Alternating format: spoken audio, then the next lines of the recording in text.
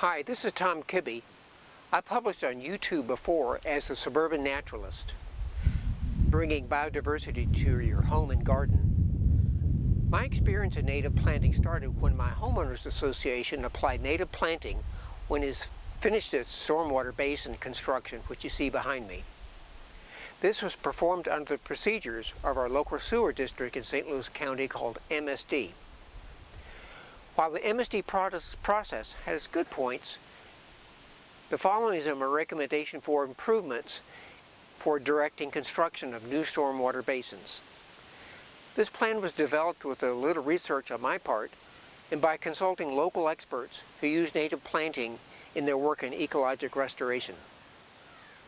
I would like to submit this for consideration as a recommended landscaping plan for stormwater basins using plants native to the St. Louis area.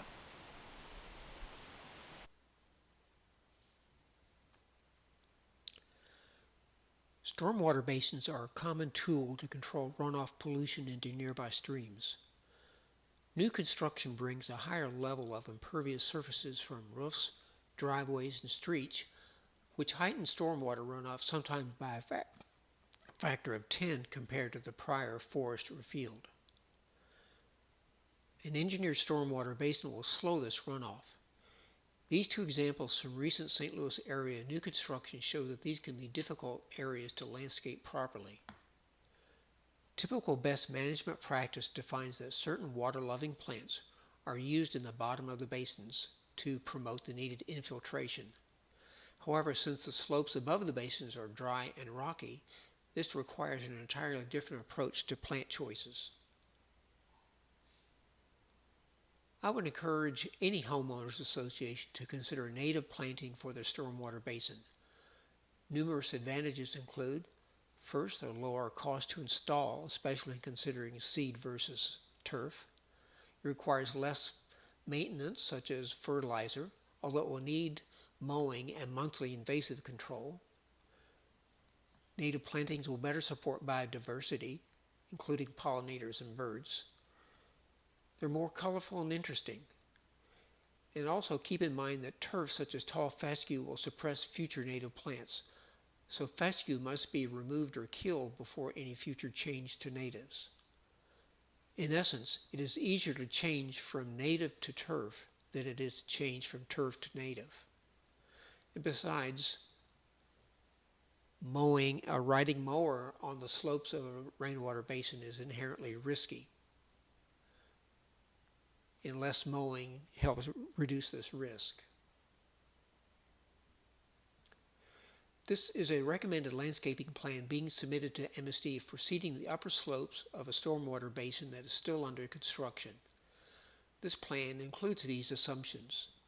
First, it applies to slopes above the basin bottom, but not the infiltration base, which has a different planting plan. These slopes will be newly graded, and the bare soil will be available to seed between November and January. It would use seed only, not nursery plugs, and would not involve trees or shrubs. If the slope is steep enough, such as over 10%, an erosion mat is required, but this is a common occurrence. Minimal maintenance will be provided for the first 3 years after the stormwater basin is seeded, which assumes the subdivision is not yet fully built out and there's not yet an HOA to assume control. Assume that mowing is performed in the first year to control weeds and less frequently the following years. Periodic invasive and weed control would be needed. There will be assumptions for the plants in this proposed seed mix. The plants selected will be locally sourced from the lower Midwest of Missouri or Illinois. They'll be perennial and chosen to survive for at least 3 years. The mix will be about 40% grasses and 60% forbs or flower-bearing plants. Plants will be selected to tolerate full sun and able to tolerate dry, shallow soil, especially clay and rocks. The plants will have a low profile with a maximum height of 4 feet to reduce the perception of being weedy and blocking traffic line of sight. The plants will provide seasonal color, with some plants blooming spring through fall. And it'd be best if they are known to be pollinator friendly, which is true for most natives. These plants should have a good track record for becoming established in the first year, so reseeding is usually not needed. Grasses chosen for the seed mix include Sidex grama, Indian grass, switchgrass, Canada wild rye, prairie drop seed, and little blue stem. Forms for this mix would include the following, with notation that some that are more aggressive will be present but in lower amounts in the seed mix. These forms would include common milkweed, which carries the aggressive notation, butterfly milkweed, wild white indigo, lanceleaf coreopsis, plains coreopsis, pale purple coneflower, rattlesnake master, narrow leaf gumweed, western sunflower, also with the aggressive notation, oxeye sunflower, wild bergamot, also an aggressive, Missouri primrose, foxglove beard tongue, slender mountain mint, black-eyed Susan, sweet coneflower, showy goldenrod, or another native solidago can be used, golden alexanders, and aromatic aster.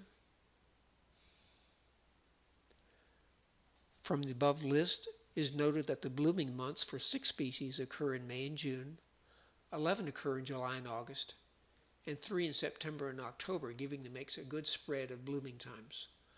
Most or all of these are pollinator-friendly perennials, and all selections are available from at least 2 local bulk seed vendors. Note that some of the more commonly found selections for a prairie seed mix were left off the selection list as noted on the slide.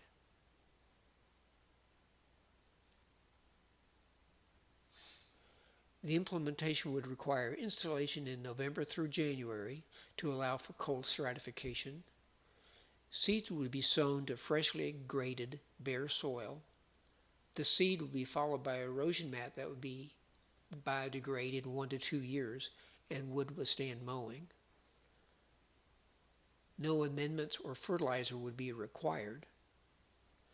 Do note that some maintenance is required, such as watering only if there's a prolonged drought, and mowing at about 12 inches height would be required bi-monthly in the first year to control weeds, but this could be done with a spring trimmer. The following year's mowing would be annually in late winter. Invasives would need to be controlled by either hand weeding or spot spraying, which require a visit a minimum of every 2 months during the growing season. It is expected this area will be turned over to the Homeowners Association for maintenance by year 3.